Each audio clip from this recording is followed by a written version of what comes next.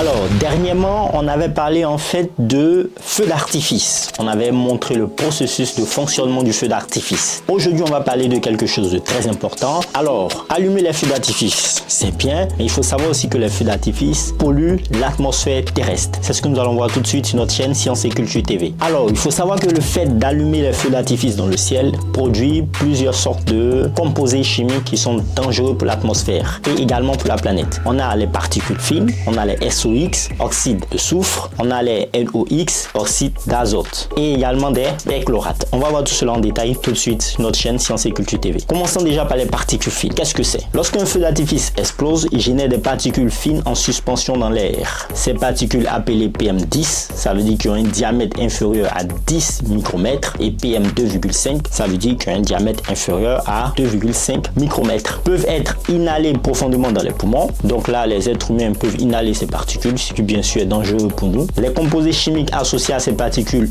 incluent des métaux tels que le plomb, le cuivre, le strontium, le barium, qui sont utilisés pour produire des couleurs vives dans les feux d'artifice. Bon, ça fait un complément à la vidéo précédente. Je vous invite à aller voir cette vidéo sur les feux d'artifice. Parlons maintenant des perchlorates qui sont libérés lors de l'explosion du feu d'artifice. Le perchlorate est un ion chimique composé d'un atome de chlore lié à 4 atomes d'oxygène. Il est souvent utilisé comme composant des propulseurs des feux d'artifice. Les perchlorates peuvent contaminer les sols et les réserves d'eau et une exposition excessive peut affecter la fonction thyroïdienne chez les humains. Bon, fonction thyroïdienne, c'est lié à la gorge, quelque chose du genre. Allez, on y va. Examinons maintenant la prochaine molécule qui est libérée. On va parler maintenant du dioxyde de soufre. Certains feux d'artifice libèrent du dioxyde de soufre lorsqu'ils brûlent. Le dioxyde de soufre peut réagir avec l'atmosphère pour former des particules fines et contribuer à la formation de smog. Vous voyez ce grand nuage un peu noir qui est dans les grandes villes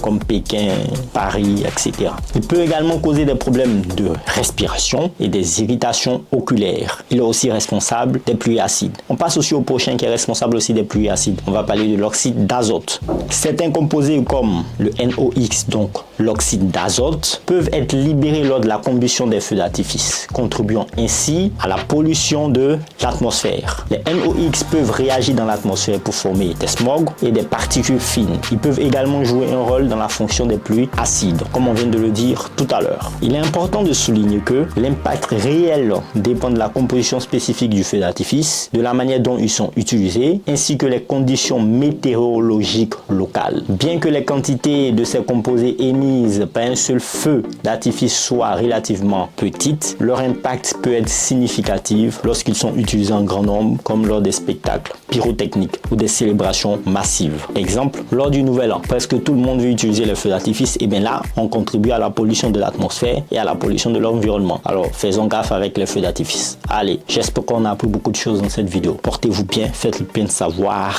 Peace out.